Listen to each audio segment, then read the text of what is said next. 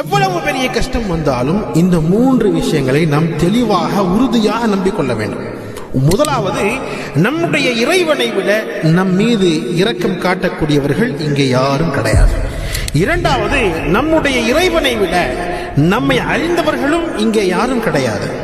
3, நம்முடைய இறைவனை விட நம்முடைய சிரமத்தை நீக்கும் சக்தி உள்ளவர்கள் இங்கே யாரும் கிடையாது. எனவே நிச்சயமாக நம்முடைய கஷ்டத்தையும் நஷ்டத்தையும் மக்கள்கிட்ட போய் சொல்லி புலம்புறதை விட நிச்சயமாக அல்லாஹ்விடத்தில் கையேந்தி துஆ செய்து என்று சொன்னார்.